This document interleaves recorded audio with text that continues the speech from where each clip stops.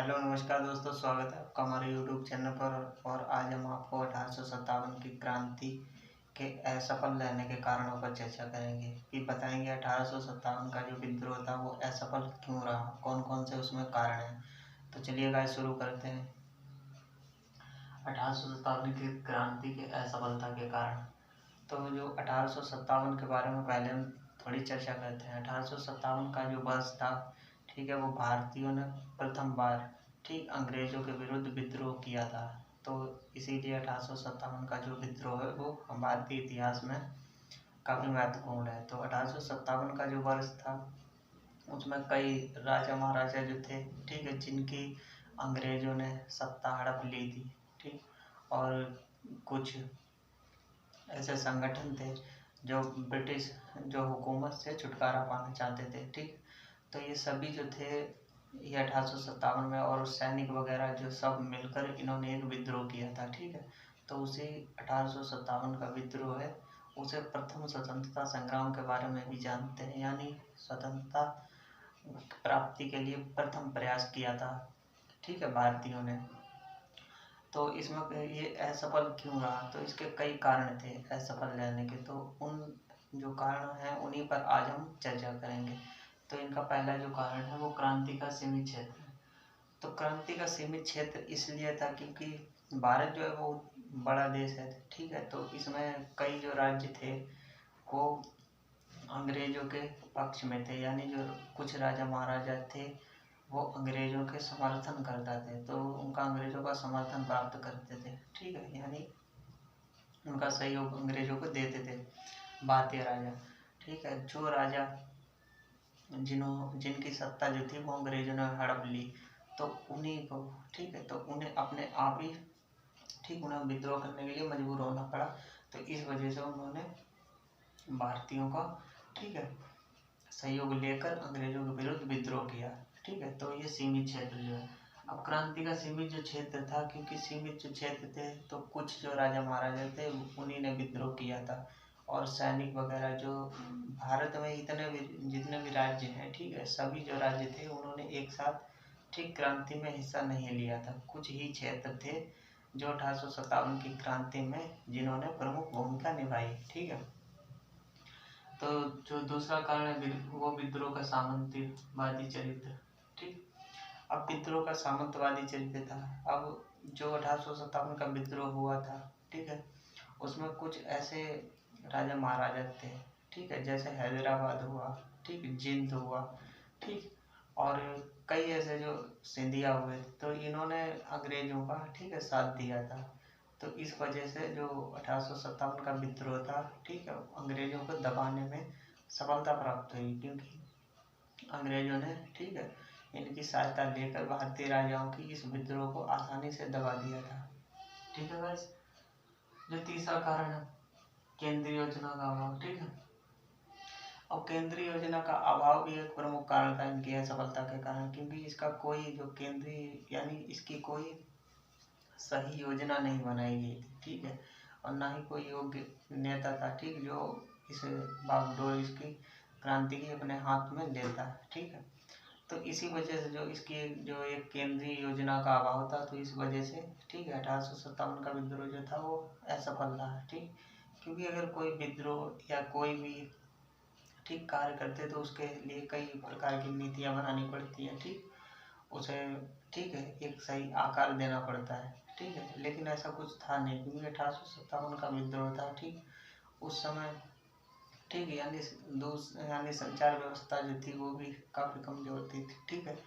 तो उसका प्रचार प्रसार करने में भी परेशानी आती थी, तो इस वजह से, ठीक है, समुचित भारत में इसका प्रचार प्रसार नहीं हो पाया था। तो ये भी एक कारण था, ठीक है। इसीलिए एक केंद्रीय योजना, ठीक है, ये नहीं बन पाई थी, ठीक। अब साधन है वो हथियारों का अभाव, ठीक।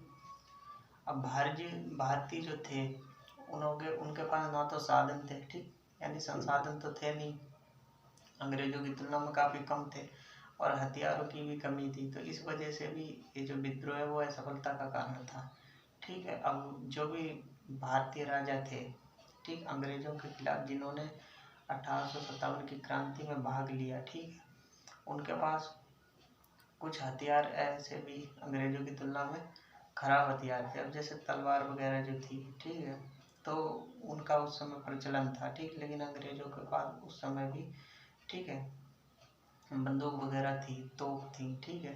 तो जो भारतीय राजा थे, ठीक, वो अपनी परंपरागत जो युद्ध नीति थी उसी को अपनाते थे, ठीक है, लेकिन जो अंग्रेज थे वो अपनी यूरोपीय जो युद्ध पद्धति थी, ठीक है, उससे भारतीयों को, ठीक है, मात दे जाते थे। तो ये भी एक असफलता का कारण था 1857 की क्रांति के बारे में, ठीक। अब योग्य नेता का अभाव, ठीक है। अब 1857 की जो क्रांति है वो असफल रहने का कारण एक था योग्य नेता का अभाव। अब कोई उस समय एक योग्य नेता था नहीं जो पूरे 1857 का जो विद्रोह था उसे कंट्रोल कर सके, ठीक है। यानी उस समय जो बहादुर शाह जफर जो था, ठीक है, वो भी काफ़ी बूढ़े हो चुके थे, मुगल शासक जो थे, ठीक है। और भी कई जैसे नाना साहब थे या लक्ष्मीबाई, ठीक है, जो युद्ध में वीर गति प्राप्त हो गई थी, ठीक। तो ऐसे कई जो अंग्रेजों के विरुद्ध जो शासक थे जिन्होंने विद्रोह किया था, ठीक है, तो कोई भी उनमें ऐसा नेता नहीं था, ठीक है, जो पूरे उसे, ठीक, एकदम संगठित कर सके पूरे विद्रोह को, ठीक है। तो इसी वजह से ये जो 1857 का विद्रोह जो था ये असफल राज का एक ये भी कारण रहा, ठीक है। अराजकता का उत्पन्न होना, ठीक है।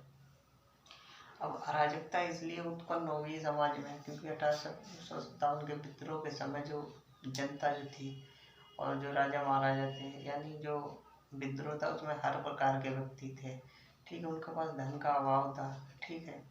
तो इन्हें अंग्रेजों से युद्ध करने के लिए जब धन की जरूरत पड़ती थी, ठीक है, तो वो सरकारी खजाना जब उन्हें नहीं मिलता था तो जो भारतीय जनता थी, ठीक है, उसी को लूटना शुरू कर दिया उन्होंने, ठीक है। अब जो क्रांतिकारी थे उन्होंने भारतीय जनता को लूटना शुरू कर दिया, तो इससे भारतीय जनता में अराजकता उत्पन्न हो गई, ठीक है। तो इसी वजह से कई ऐसे वर्ग थे जो 1857 में, ठीक, क्रांतिकारियों के ही खिलाफ हो गए थे। तो ये भी एक, ठीक है, इनकी 1857 की क्रांति के असफल रहने का, ठीक है, कारण रहा, ठीक है। इसके बाद अब हम बताएंगे, चर्चा करेंगे 1857 की, ठीक है, असफलता के। अभी मैंने कारणों को बताया, ठीक है। अब इसके कौन कौन से महत्व है, महत्व के बारे में चर्चा करेंगे। तो महत्व के बारे में अब हम आपको बताएंगे, ठीक है। 1857 के विद्रोह के परिणाम। तो 1857 के विद्रोह के कौन कौन से परिणाम हुए, ठीक है।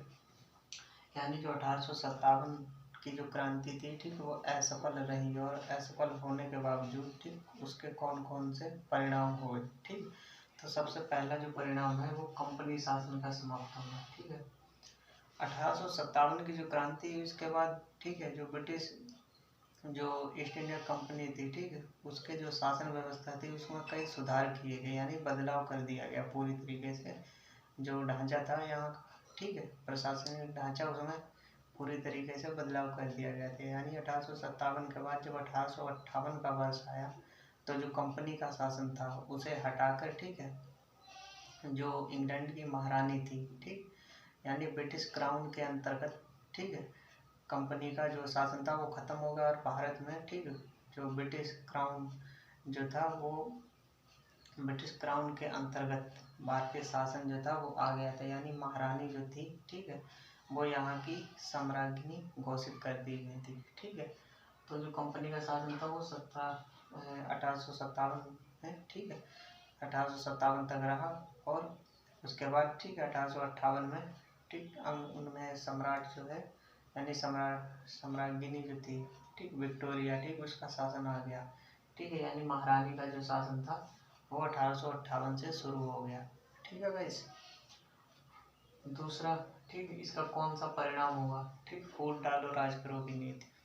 अब अंग्रेजों ने, ठीक है, यानी भारत पर अधिक दिनों तक, ठीक, अधिकार रखने के लिए फूट डालो राज करो की नीति अपनाई। यानी जो भारतीय सेना में, ठीक, कई भारतीय जो जाति आधार पर, ठीक है, सैनिकों को वर्गीकृत कर दिया गया, ठीक है, कई रेजिडेंट बनाई गई, ठीक है। हिंदू और मुस्लिमों में फूट डलवाने के अंग्रेजों ने प्रयास किए जिससे भारत को, ठीक है, और काफ़ी ज़्यादा दिनों तक उपनिवेश बनाया जा सके और इनका, ठीक है, यहाँ के जो संसाधन है उनका संपूर्ण रूप से दोहन किया जा सके और भारतीयों का शोषण लगातार करते रहें। ठीक, जो तीसरा है वो साम्राज्य विस्तार की नीति त्याग देना। ठीक है, 1757 से पहले जो यहाँ की अंग्रेजों की जो नीति थी वो साम्राज्य विस्तार की नीति थी। अब इसके बाद इन्होंने जब महारानी का शासन भारत में लागू हुआ तो इन्होंने, ठीक है, राज्य का यानी जो विस्तार कर रहे थे, ठीक, साम्राज्य विस्तार की जो नीति थी उसे इन्होंने त्याग दिया, क्योंकि साम्राज्य विस्तार की नीति से जो भारतीय राजा थे वो काफ़ी, ठीक, इनके विरुद्ध विद्रोह कर दिया था, जो एक 1857 का, ठीक है, जो अहम योगदान था इसमें। ठीक है, इसमें जो हड़प नीति थी, ठीक है, उसी के दुष्परिणाम 1857 में देखने को मिले थे। ठीक है गाइस, उसके बाद है ब्रिटिश सेना में वृद्धि। जो विद्रोह के बाद 1858 के बाद जो भारतीय जो सेना थी, ठीक है, उसके मुकाबले अंग्रेजी जो सेना थी यानी अंग्रेजी जो सैनिक थे उनकी संख्या बढ़ाई गई और जो ब्रिटिश कंपनी के पास जो तोपखाना था, ठीक है, उस पर अंग्रेजों का ही एकाधिपत्य रखा गया। ठीक है, यानी तोपखाने जो थे वो अंग्रेजों के ही एकाधिकार में रहे, यानी भारतीय सैनिकों को वहाँ पर जो भारतीय सैनिक थे उन्हें वहाँ पर तोपखानों में तैनात नहीं किया जाता था। ठीक है, क्योंकि ऐसा लगता था कि जो भारतीय हैं ये कभी भी विद्रोह कर सकते हैं जिसका परिणाम उनके सामने आ सकते हैं, तो इसी वजह से भारतीय जो सैनिक थे उनकी जो उनका अनुपात था वो अंग्रेज़ों के मुकाबले उनका अनुपात कम रखा जाता था और जो तोपखाने थे उन पर अंग्रेज अपना अधिकार रखते थे। ठीक है गाइस, तो आज मैंने आपको 1857 के विद्रोह असफल रहने के कारण बताए थे विद्रोह के, ठीक है, उसके महत्व के बारे में बताया, यानी महत्व और परिणाम के बारे में चर्चा की। ठीक है, तो ऐसे ही हमारे वीडियो देखने के लिए हमारे चैनल को लाइक करें, सब्सक्राइब करें। तब तक के लिए जय हिंद।